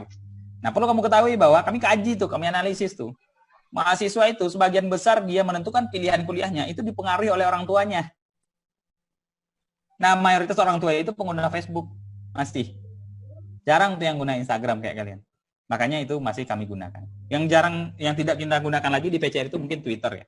Twitter udah jarang. Tapi Instagram kita aktif di situ. Itu jawabannya di marketing ya.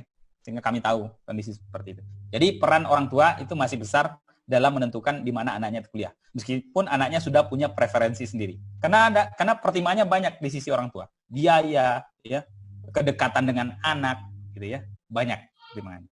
Salah satunya itu. Berikutnya, ini. Pernah menggunakan kuis? Wah, banyak juga yang pernah menggunakan kuis. Ya. Mudah-mudahan data kamu tidak disadap semuanya ya. Kalaupun sudah, ya udah pasrah, tapi ke depan mungkin tahan-tahan diri. Atau kalau ketika kamu memang mau menggunakannya, hati-hati betul, kamu lihat betul term of service-nya, bahwa itu memang betul-betul data kamu diproteksi atau tidak. Terakhir yang paling viral itu apa ya? Face App, kalau nggak salah saya tuh. Dari bentuknya ini langsung jadi artis Korea gitu kan. Kalau nggak salah gitu. Itu sebenarnya mengumpulkan data juga mungkin itu. Tapi saya belum baca literaturnya sampai detail. Itu perlu hati-hati juga, perlu kamu perhatikan. Nah, dari kesemuan yang saya ceritakan tadi terkait literasi data, saya menyimpulkan ini yang harus kamu kuasai. Bagi kamu semua. Ya. Tidak harus kamu adalah jurusan teknologi industri, tidak harus kamu itu meskipun kamu akuntansi, teknologi industri dan lain-lain, ya. JTI semuanya harus punya kemampuan ini, setidaknya ya, di level kamu ini setidaknya. Ini nih. Pertama, kamu paham statistik sederhana saja. Contoh, kamu tahu rata-rata, kamu tahu modus, kamu tahu median, regresi.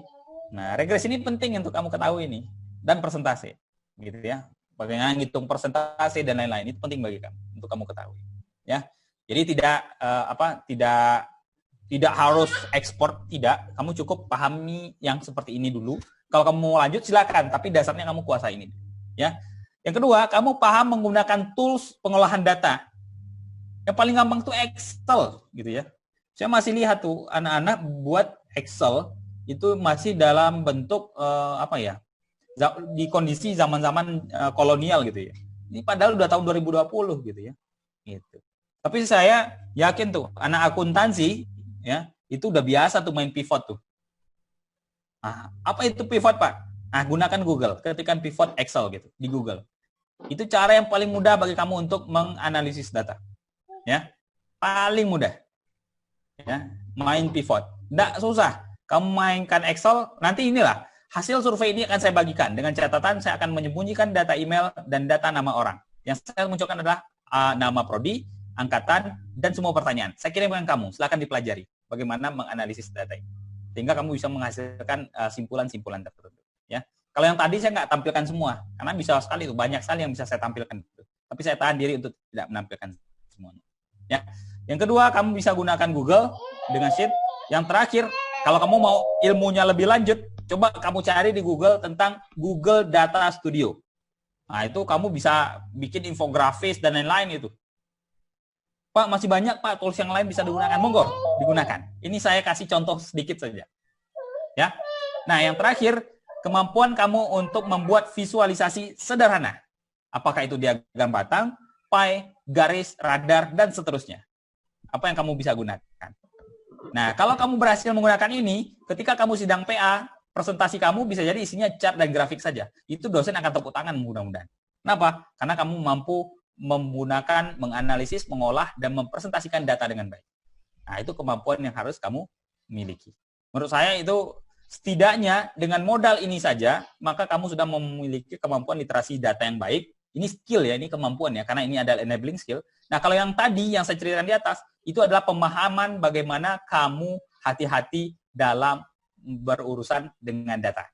Nah, kalau dari sisi skill, untuk mampu menganalisis, setidaknya kamu memiliki ilmu-ilmu seperti ini. Nah, itu yang perlu saya sampaikan untuk skill yang harus kamu miliki.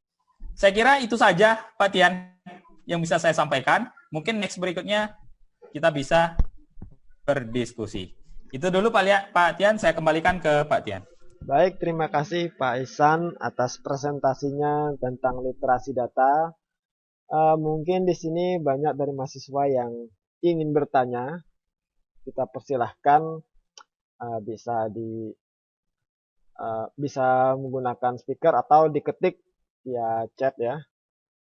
Atau via chat aja biar diurut satu-satu pertanyaannya. Silahkan. Di chat aja Pak ya, biar kita baca. Boleh chat, boleh komentar juga boleh Pak. Biar terikut itunya, pertanyaannya. Ya. Silahkan mahasiswa diketik pertanyaan yang mau bertanya. Boleh apa saja tentang literasi data.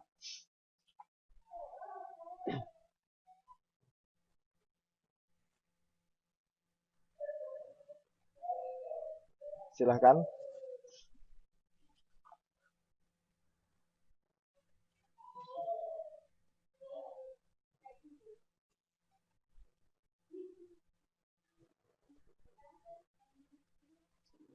Belum ada yang bertanya? Atau mungkin nih saya sambil menunggu Pak ya, kita ngobrol sedikit. Kalau misalnya untuk penelitian, itu literasi datanya itu seperti apa Pak? Kira-kira mungkin untuk menambah wawasan ke mahasiswa. Kalau penelitian biasanya kan kamu ketika meriset, apapun jenis riset kamu, biasanya kamu mengumpulkan data. Ya, data yang dikumpulkan, mungkin ini pertanyaan dari Pak Tian, mungkin saya sebutkan kamu itu untuk mahasiswa Pak Tian, mohon maaf. Ya, enggak apa-apa. Enggak apa-apa. Memang untuk mahasiswa nih Pak, biar ada gambaran. Siap Pak Tian. Baik, ketika kamu mengumpulkan data, biasanya data itu kamu taruh di Excel. Setuju ya? Ya. Nah, data yang di Excel itu, beberapa orang memang mampu menampilkannya ke grafik dengan baik, sehingga bisa diceritakan. Itu udah bagus. Setidaknya udah cukup lah. Tapi beberapa itu plug menampilkan Excel-nya saja. Nah, itu harus diperbaiki. Itu yang pertama. Biasanya, kalau punya satu Excel, menghasilkan satu chart. Itu cara jadul. Padahal satu Excel itu bisa menghasilkan banyak chart. Apalagi data yang kita olah itu memiliki kolom yang banyak. Jadi, insight-nya, wawasannya, itu bisa banyak tuh. Ya, kamu mau melihat dari perspektif mana? Nah, kalau datanya sudah mulai banyak, seharusnya perspektifnya juga banyak. Tidak hanya satu Excel, satu chart. Tapi bisa satu Excel banyak chart. Kenapa? Karena akan kita tinjau dari berbagai macam kondisi. Nah, kalau saya punya prinsip begini, Pak Tian. Ya. Kadang memang kita di penelitian kita batasi masalah kita sampai titik-titik ini. Ya. Akhirnya yang kita tampilkan di presentasi kita atau di dalam laporan kita adalah sampai titik itu saja. Betul. Tapi di balik itu saya saya siapkan senjata lain, insight lain yang saya sudah reverse-kan, saya cadangkan gitu ya. Sehingga apa? Ketika sidang saya ditanya atas itu, saya bisa tampilkan itu. Bahwa itu sudah saya lakukan. Cuma karena batasan saya sampai di sana, tidak saya tampilkan. Tapi kalau Bapak ingin saya tampilkan, saya tampilkan. Nah, itu dia. Jadi, melihat data itu tidak hanya dari satu perspektif saja, bisa dilihat dari banyak perspektif. Apalagi data yang dikumpulkan itu banyak. Itu bisa sangat berjenjang itu. Kalau yang kuesioner yang saya kumpulkan itu Pak Tian, itu bisa sangat banyak yang bisa kita gali. Bisa sangat banyak.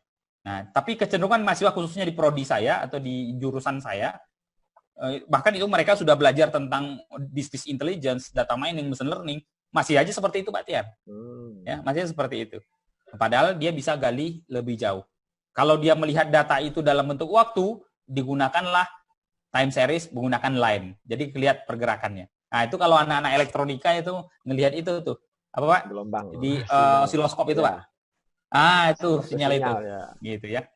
Nah, kalau mau lebih lanjut itu larinya ke pattern, pengenalan pola. Polanya bisa dikenal itu. Nah, pengenalan pola itu bisa menghasilkan ilmu lain tuh yang lebih luas. Nah, itu banyak. Gitu ya. Nah, terakhir kami ini Pak Tian mengelola data COVID Pekanbaru itu dengan tim itu. Wah, itu banyak sekali insight yang bisa kami dapatkan, tapi tidak semua bisa dipublikasikan.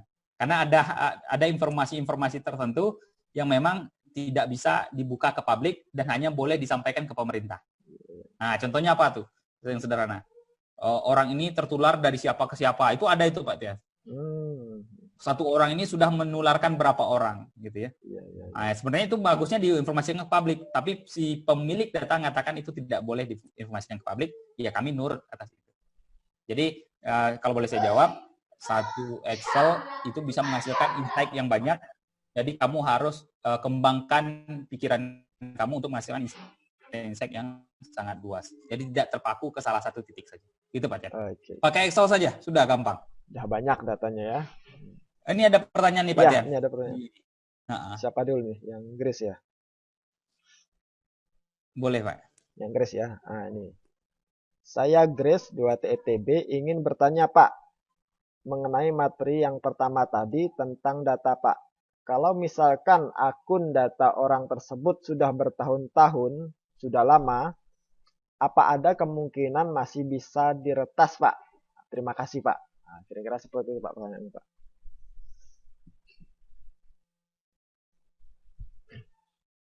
Baik, Grace, 2TTB semester 4. Ya, G18 ya. Oke, terima kasih Grace atas pertanyaan menarik. Mungkin tidak diretas ya datanya ya. Akun data tersebut sudah bertahun-tahun dan sudah lama. Ini maksudnya akun sosial media mungkin, Grace? Ya. Oke, akun sosial media sudah lama bertahun-tahun, masih diakses atau tidak? Oh, maunya tidak digunakan lagi? Atau masih digunakan? Grace? Sosial medianya masih digunakan. Oke, artinya kamu punya historis data yang lama yang pernah kamu share gitu ya. Cara yang paling gampang adalah hapus, Grace. Menurut kamu itu data pribadi yang tidak boleh dipublikasikan, kamu hapus saja tuh. Kamu telusur lagi timeline kamu mundur, kamu hapus saja satu-satu. Gitu ya. Kalau diretas mungkin tidak segampang itu ya. Selama kamu menggunakan security standar dari ini, nggak ada masalah. Selama password kamu itu tidak menggunakan inisial-inisial yang mudah ditebak oleh orang lain, seharusnya tidak gampang diretas gitu. Ya, semua akun kamu itu seharusnya tidak gampang diretas. Cuma mungkin kamu pernah melakukan update status, memposting-posting tertentu yang berhubungan dengan keamanan data pribadi, itu mungkin yang jadi catatan. Kalau kamu yakin oh ini kayaknya nggak boleh dilihat publik deh, ya udah hapus saja dari sekarang nggak apa-apa, gitu. Kalau Pak kan sudah pernah terpublish, ya sudah itu diikhlaskan saja. Mudah-mudahan orang tidak aware lagi. Berarti data-data yang sudah terpublish atau sudah pernah ditunjukkan itu masih bisa diambil orang berarti ya, kecuali data-data yang nggak pernah masih bisa kalau publish. Ya. Publikasikan. Gitu Grace ya. Oke. Tony.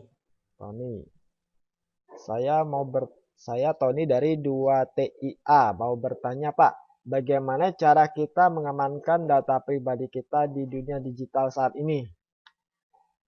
Ya. Mengamankan data digital di dunia digital saat ini. Oke. Yang pertama yang tadi yang saya sampaikan bahwa informasi data pribadi kalau memang tidak perlu dipublish jangan dipublish. NIK, nama orang tua gitu ya. Meskipun orang tua kita punya Facebook sendiri gitu ya. Karena akun-akun bank itu untuk cek verifikasinya ada nama orang tua itu, hati-hati. Nanti bisa dihack tuh, bisa dicoba-coba orang tuh masuk ke akun ininya, internet bankingnya, hati-hati. Ya. Data orang tua yang saya sebutkan di atas tadi itu usahakan tidak terpublish. Toh kalau sudah terpublish hapus saja dari sekarang, gitu ya. Nah, yang kedua, ketika kamu membuat akun di tempat-tempat tertentu, kamu pastikan baca term of service-nya. Kamu baca tuh. Aplikasi ini melindungi data pribadi atau tidak gitu. Kan banyak tuh kalau di Android install lalu dia minta aplikasi ini membutuhkan akses ke foto kamu. Nah, itu kan membutuhkan akses ke kamera kamu, membutuhkan akses ke mikrofon kamu, gitu kan banyak itu. Nah, kamu lihat itu. Kalau kamu merasa tidak secure atas itu, jangan di-allow-kan. Gitu. Oh, Pak, kalau tidak di-allow-kan aplikasinya tidak bisa diinstal. Ya sudah, nggak usah install sekalian. Tapi kecuali kamu memang betul-betul membutuhkannya. Ya, hati-hati meng-allow itu. Kenapa yang terjadi itu di pinjol apa? Pinjaman online. Dapat SMS dari orang karena temannya itu berhutang ke orang lain. Mungkin temannya itu teman jauh juga, malah kita yang di SMS-in oleh si pinjol.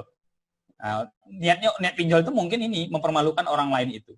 Nah, itu karena kesalahan si yang punya akun mengizinkan si sistem si aplikasi itu mengakses semua kontak dia. Akibatnya kita kena imbas. Sebenarnya itu si pinjol itu bisa dituntut itu, tapi kan karena undang-undangnya kan belum kuat atas itu. Jadi hati-hati membagikan. Kalau bikin akun, pastikan aplikasi itu secure. Kalau tidak yakin secure, jangan buat. Kalau ada yang meminta memasukkan data yang sangat sensitif, kalau dia bukan dari sumber terpercaya, contoh bank gitu ya, pemerintah atau institusi pendidikan yang kamu tidak percayai, itu jangan dibagikan datanya. Itu menurut saya. Itu langkah preventif dari kita supaya kita tidak terhindar dari tersebarnya data pribadi kita. Pak, kalau yang sudah tersebar gimana? Usahakan sekarang nggak usah disebar lagi. Kalau bisa dihapus, hapus saja. Kalau tidak bisa lagi dihapus, jangan disebar lagi. Mudah-mudahan dia tertimpa dan hilang sendiri. Mudah-mudahan begitu. Gitu ya. Itu harapan saya. Itu Tony kira-kira yang bisa saya jawab. Lalu, 3TM Pak. Ada lagi. Itu Pak Tian. Lanjut. Ya, ada pertanyaan lagi. Saya Bagas kelas 3 TMB ingin bertanya Pak, bagaimana pendapat Bapak perihal isu masalah keamanan dan privasi oleh aplikasi Zoom, sedangkan kita saat ini malah menggunakannya Pak. Nah, itu kemarin yang sempat. Dan kita malah menggunakannya? Ya. Oke. Ini menarik ini. Saya bukan pakar cyber security, tapi ini pernah diisukan oleh pakar cyber security-nya PCR di grup PCR, betul nggak Pak Tian? Betul Pak. Pernah isu. Nah, ini sudah diskusikan nih oleh pakar cyber security yang PCR. Dulu ketika Zoom launching, memang security-nya amburadul tuh. Datanya terpublish. Terakhir dirilis. Saya bukan pakar cyber security ya. Ini larinya ke cyber security nih. Nah, terakhir ini kan masalah organisasinya. Si Zoom tidak memproteksi data dengan baik sehingga muncul tuntutan-tuntutan gitu ya. Tapi belakangan ini setelah diupdate terus sama si Zoom, itu muncul isu baru bahwa mereka sudah memperbaiki tingkat security datanya. Kamu bisa lihat tuh, caranya gini si Bagas, supaya kita terhindar dari itu mudah-mudahan. Selama si Zoom menawarkan update terbaru terhadap aplikasinya, langsung saja update kalau memang sudah standar. Jangan gunakan versi yang lama, jangan tunggu-tunggu, ya langsung update. Berarti dia ngasih tahu nanti itu, update ini dilakukan untuk improve mana. Biasanya yang saya lihat itu security-nya, setahu saya. Gitu ya. Saat ini kayaknya sudah aman selama kita tidak sembarangan membagikan akun. Ya, karena Zoom ini sudah menjadi perusahaan ini sekarang, perusahaan yang cukup kuat sekarang dengan kondisi pandemi ini gitu. Menurut saya ini masih aman, masih bisa kita gunakan selama kita mengupdate aplikasinya ke versi yang terbaru. Itu Bagas. Itu arahan dari pakar cyber security-nya PCR gitu. Ya. Saya melanjutkan saja. Ya, tadi juga saya pas mau menjalankan Zoom itu minta update, Pak. Jadi memang betul tuh. Iya. Tadi langsung betul, saya update Pak. Sebelum bukanya, makanya tadi agak lama sedikit, agak terlambat saya bukanya. Oke, kita lanjutkan ke pertanyaan berikutnya. Saya Hans dari 2TIC mau bertanya, Pak. Kalau misalkan kita sudah hapus data-data kita dari sosial media, apakah data-data tersebut, data terhapus tersebut masih ada tersimpan sebagai change atau tidak? Dan apakah bisa diretas atau tidak? Seperti itu, Pak.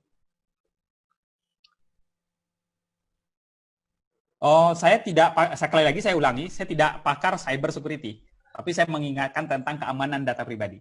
Ya, oke Hans, saya sebutkan yang ini. Pertama, kalau masalah apakah bisa diretas atau tidak, saya kira itu semuanya mungkin bisa diretas, sangat potensial.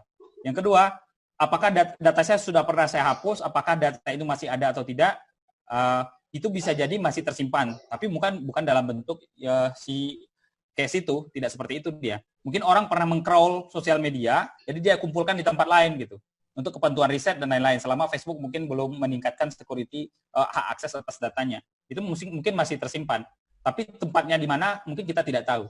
Biasanya kalau kamu orang IT, kamu tahu istilah nanti namanya crawling gitu ya, atau scraping gitu. Jadi kita bisa ngambil isi halaman web tertentu itu dengan metode itu. Apakah dia simpan di mana itu kita tidak tahu. Nah, saya kira data pribadi orang Indonesia ya, itu banyak sekali itu beredar di dark web mungkin. mungkin. Bisa ya. Jadi. Termasuk data saya mungkin. Bisa jadi. Di dark web itu banyak sekali mungkin. Dark web itu ya itulah semacam sisi lain dari web yang mungkin kita tidak tahu, orang-orang biasa tidak tahu. Hanya orang-orang tertentu saja main ke sana. Orang-orang tertentu saja main ke sana. Mungkin sudah tersebar kata kita. Itu sulit bagi kita untuk memastikan itu. Bahkan menurut saya sih ke depan aja. Hans, ke depan saja, hati-hati bagi kita untuk membagikan data kita. Kalau yang sudah lalu, kalau sudah dihapus, kita percaya saja bahwa untuk orang biasa tidak akan bisa dihapus, tapi dari sisi dark web, di sisi lainnya web, saya tidak tahu itu, saya tidak bisa jawab. Itu kira-kira. Ya, baik, kita lanjut lagi ke pertanyaan berikutnya. Saya Wesley dari 2TIB mau bertanya. Dulu kan pernah Gmail saya diambil sama orang. Terus saya ubah password dan orang yang hack saya tadi ubah. Ulang terus-terusan sampai berapa kali hingga saat ini tidak ada lagi dihack. Apakah kita harus waspada akan dihack lagi, Pak? Biasanya, ini ya, perilaku orang mau menghack atau mencoba-coba masuk ke akun kita itu, Wesley, ini pertanyaannya bagus. Itu karena kita mungkin menggunakan password yang dekat dengan data kita. Contoh, tanggal lahir, ya kan Pak? Atau yang standar-standar ya, 1, 2, 3, 4, 5, bismillah gitu kan. Banyak tuh daftar yang bisa dicoba gitu ya. Itu mungkin orang mencoba-coba dari sana. Nah, sejak kamu melakukan perubahan password, apalagi itu Gmail ya. Gmail itu seharusnya sudah kuat tuh. Apalagi kamu menggunakan double protection mungkin. Kamu gunakan handphone kamu untuk verifikasi, itu lebih bagus malah. Ya. Jadi menurut saya orang akan mencoba menghack pasti ada. Apakah kemungkinan terhack lagi? Ya mungkin bisa kita reduksi, kita kurangi dengan kita memperbarui mengganti password atau memperbarui tingkat security-nya. Pakai proteksi berapa kali gitu ya. Verifikasi nama tertentu melalui pertanyaan, konfirmasi melalui handphone dan lain-lain. Mungkin diaktifkan saja itu menurut saya. Kalau memang email itu berisi transaksi-transaksi penting kita gitu ya, yang kita gunakan selamanya. Contoh ya, saya punya 2 email. Email publik biasa menggunakan Gmail dan email PCR gitu ya. Nah, tapi akun-akun saya itu banyaknya di email publik saya tuh. Tidak di email PCR. Kenapa? Karena nggak tahu suatu saat kalau saya berhenti dari PCR, email saya nggak ada lagi tuh. Tentu saya kembali ke email publik saya. Maka untuk hal-hal tertentu, internet banking, mobile banking, untuk akses ke hal-hal tertentu, PayPal dan lain-lain, semuanya saya harus gunakan akun publik saya gitu. Harus dilakukan proteksi berganda memang. Kata para ahli sih sebaiknya rutin mengganti password sih. Tapi terus terang saya belum sampai serutin yang diarahkan oleh para ahli. Mungkin gantinya sekali 4 tahun mungkin saya. Dan itu pun kalau ada kejadian. Kalau nggak kejadian, nah itu tidak baik sebenarnya. Tapi bagusnya memang secara rutin itu diganti. Gitu. Itu Wesley yang bisa saya jawab. Ya sama Pak. Saya juga kalau misalnya kalau ada notifikasi ada yang coba-coba masuk password, baru diganti. Baru diganti. Itu praktek yang tidak baik sebenarnya, tapi gimana lagi? Iya. Kita lanjut Pak ya, pertanyaan berikutnya. Ya. Pak, saya Risma dari 3SIA ingin bertanya Pak, bagaimana kita mengetahui perkembangan kegiatan, pemahaman, dan penerapan konsep literasi media yang kita gunakan Pak? Oke. Jawabannya itu baca. Itu yang pertama. Kita harus baca. Baca itu tidak dari satu sumber saja. Lihat dari perspektif yang berbeda. Itu yang harus kita lakukan. Jadi memang betul yang dikatakan bahwa Indonesia ini dalam krisis rendahnya budaya membaca, gitu ya. Rendah budaya membaca kita. Jadi yang paling harus kita, setidaknya apa ya? Ketika kamu ada akses tertentu, meminta akses terhadap data pribadi tertentu, pastikan dulu kamu membacanya. Dia minta apa sih gitu. Jangan yes saja gitu. Itu harus kita lakukan. Nah, dia kalau dari media, kalau bisa, pertama, dilihat dari media terpercaya atau tidak. Itu harus kita lihat, kata baca. Kalau dia bersumber dari data internasional, kamu bisa cek tuh dari sumber internasionalnya, berbahasa Inggris. Gitu ya, untuk mengklarifikasi itu betul atau tidak. Kenapa begitu? Karena masih ada media itu yang asal ubah saja, akhirnya diambil bagian tertentu, ditaruh di situ gitu. Jadi di framing gitu. Jadi akhirnya tidak melihat dari perspektif yang luas. Itu yang perlu dilakukan. Baca, lihat dari perspektif yang luas dengan mencari literatur lain yang berhubungan. Kan sekarang sudah gampang kita bisa akses internet. Nah, yang paling banyak sekarang kan heboh hoax gambar ya, betul nggak? Betul, Pak. Hoax gambar. Sebenarnya kamu bisa cek tuh, saya lupa nama ininya, nama aplikasinya. Betul. Kita bisa cek itu gambar itu sudah dipublish sejak kapan, itu kita bisa cek. Kalau ada orang membagikan gambar-gambar tertentu. Ya, kita bisa cek tuh. Saya lupa alamatnya. Kalau ada nanti saya informasikan. Pakai Google nah, bisa kita tuh, bisa Pak. Upload aja apa Pak? Pakai Google tuh bisa tuh, Pak. Google. Jadi ya, pakai gambarnya Google kita itu cari ketahuan. Sumber aslinya dapat. Ya, pakai Google bisa ya, Pak ya? Bisa. Ada search via Google aja. Ada search Google via gambar. Ya, via gambar gitu kan. Cek apakah itu benar kejadian itu atau tidak. Sesuai enggak narasi dengan gambarnya. Kan itu kejadian hari ini yang bikin kita kacau balau itu kan. Nah, jadi kalau orang membagikan itu, kita cek, kita verifikasi lagi, kita lakukan kemampuan kita untuk menelusur apakah itu benar atau tidak. Setidaknya itu adalah usaha yang baik bagi kita untuk meningkatkan literasi kita. Dengan kita begitu, kita bisa mengedukasi orang lain juga untuk tidak sembarangan membagikan sesuatu. Itu Risma kira-kira.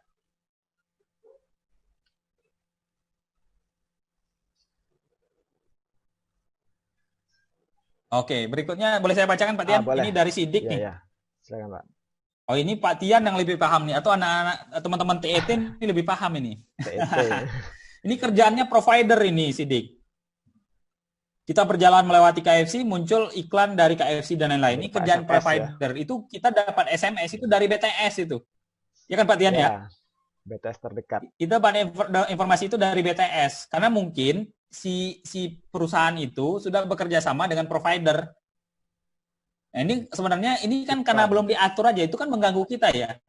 Tapi Indonesia belum mengatur itu masalahnya Sidik. Makanya kita masih dapat SMS promo itu. Jadi gini, si perusahaan itu membayar ke BTS untuk mengiklankan dia melalui SMS. Lalu BTS, si provider mengaminkan itu. Caranya gimana? Setiap dia melewati BTS tertentu atau melewati daerah atau lokasi yang dekat dengan KFC itu, kita akan mendapat SMS terkait itu. Itu strategi marketing. Tapi sebenarnya itu mengganggu secara pribadi. Tapi karena belum diatur, itu masih bisa jalan, Sidik. Jadi nggak bisa kita ini. Karena undang-undang pemerintah yang ngaturnya itu. Jadi itu agak sulit. Kecuali gini, Sidik. Kita nggak bisa juga Sidik. Tidak bisa juga mengapa ya? Blokir. Memblok ya? Ya, blokir. Iya, nggak bisa kan? Karena dari provider masalahnya. Kecuali itu adalah ini ya, selamat Anda dapat duit 125 juta, Pak. Itu bisa diblok tuh. Nyatakan aja spam. Nanti dia terkumpul ke dalam database spam massal. Nanti ketika orang nelfon bisa ketahuan itu adalah spam. Itu kira-kira. Ya Sidik ya, itu nggak bisa, agak sulit bagi kita untuk men-tackle-nya. Gitu. Itu bukan melewati KFC sebetulnya. Jadi setiap BTS itu kan dia akan deteksi sinyal, oh ada handphone masuk jangkauannya, itu deteksi send SMS gitu aja sebetulnya. Itu dia. Bukan KFC-nya, cuma kebetulan KFC-nya dekat BTS itu. Ya, dan KFC-nya bayar ke provider untuk mengiklan itu. Iklan. Kita lanjut, Pak. Lanjut, Pak. Nih, siapa yang baca? Apakah ada perbedaan silakan, antara literasi data dan literasi informasi? Ini berhubungan. Sebenarnya yang saya ceritakan ini soal literasi informasi,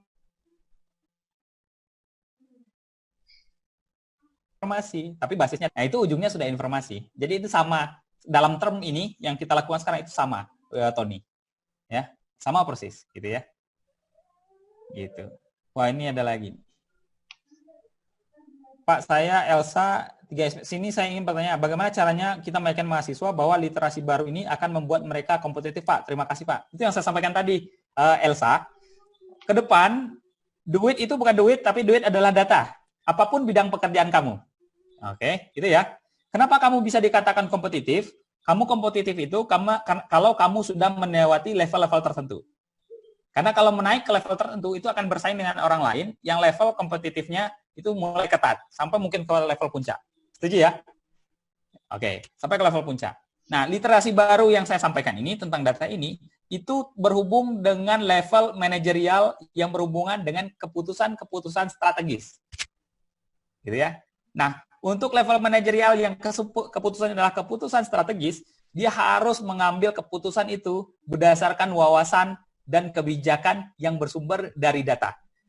Jadi kemampuan literasi data di awal itu adalah core-nya. Oke? Nah, kalau kamu baru bekerja di bank, mungkin baru di level bawah, itu mungkin kompetitifnya di level pencari kerja. Ya.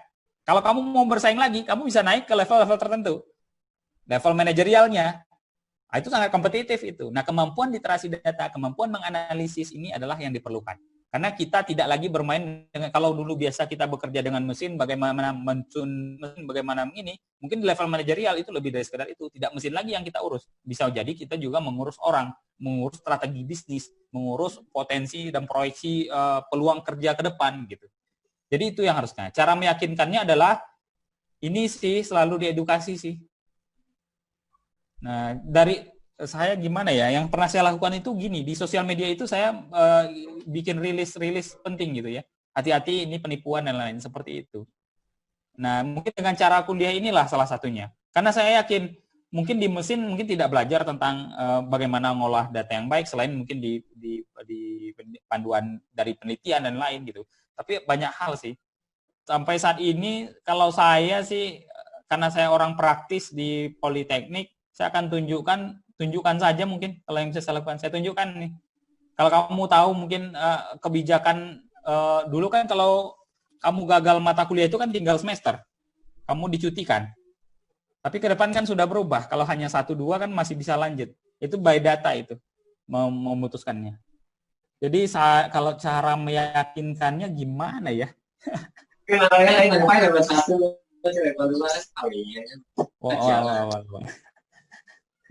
Gimana ya cara meyakinkannya? Ya mungkin kamu rajin-rajin ikut kuliah tentang ini leadership training ya, dan lain-lain. Itu menurut saya. Kalau saya tadi saya katakan bahwa di level-level tertentu kamu sudah mulai berada di level untuk mengambil kebijakan strategis yang berdasarkan yang bertumpu pada data. Bahwa kamu bekerja tidak hanya bekerja di sana saja, kamu membutuhkan naik level ke level-level tertentu yang lebih strategis. Itu caranya. Kamu harus yakin bahwa dengan value kamu yang naik, dengan kemampuan kamu yang naik dalam kemampuan menganalisis, maka kamu akan berada di posisi strategis di level mengambil keputusan. Itu mungkin yang bisa saya jawab. Pak Tian. Oke. Baik, Pak. Ada lagi pertanyaan? Pak Tian, aduh, saya mohon maaf ini, saya masih mau agak berlama-lama.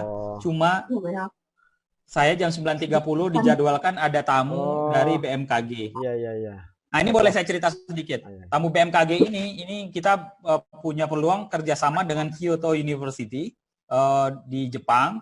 Kita akan ini kaitannya dengan data, ya. Kita akan merancang semacam sistem atau data publik yang digunakan untuk menganalisis potensi kebakaran hutan di Indonesia. Jadi ini diskusinya. Jadi basisnya data juga nih diskusi kami yang akan saya jumpai dengan BMKG dan dari WWF hari ini jam 9.30 ini Pak Tian. Baik Pak. Mungkin saya tidak bisa lanjut, saya mohon maaf sekali. Ya Pak, saya nggak tahu presentasinya apa perlu dibagikan atau tidak ya Pak Tian ya. Nggak usah Pak, nggak apa-apa. Nggak perlu. Nggak usah dibagikan. Oke. Saya mungkin minta tolong Pak Tian. Ya Pak. Oke. Ada 2 orang tadi Pak Tian, saya minta tolong yang saya janjikan untuk saya isi pulsa. Oh iya. Mungkin nomor teleponnya nanti dikirimkan ke saya ya. Ya. Akan saya isikan pulsa. Ya. Oke. Baik Pak. Pak Tian, saya kembalikan ke Pak Tian. Ya. Terima kasih Pak. Baik. Sekian ya untuk yang kuliah umum. Tutup kan? Ya, boleh Pak. Baik teman-teman sekalian, saya apapun yang saya sampaikan tadi tujuannya adalah untuk meningkatkan kemampuan kita. Saya sih sangat berharap kamu semua itu mampu melakukan pengolahan dan analisis sederhana terkait data itu. Kalau kamu mampu itu, kamu akan jadi beda tuh di antara. Dan saya mohon maaf jika terdapat kesalahan kata atau saya terlalu cepat. Mohon maaf ke kamu semua. Mudah-mudahan ilmu yang saya berikan itu banyak manfaatnya. Kalau ada kesalahan dan lain-lain, saya mohon maaf. Ya. Kalau ada yang mau ditanyakan, kalian boleh langsung tanya ke saya melalui sosial media yang pernah saya bagikan tadi. Demikian dari saya. Assalamualaikum warahmatullahi wabarakatuh. Saya kembalikan ke kalian. Assalamualaikum warahmatullahi wabarakatuh. Terima kasih Pak.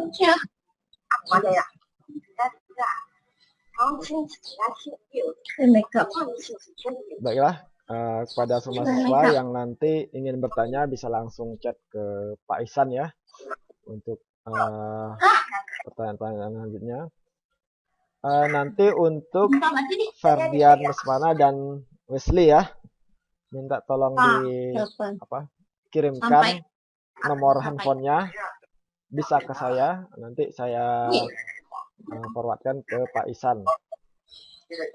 Mungkin itu saja dulu untuk perkuliahan kita hari ini. Kita tutup.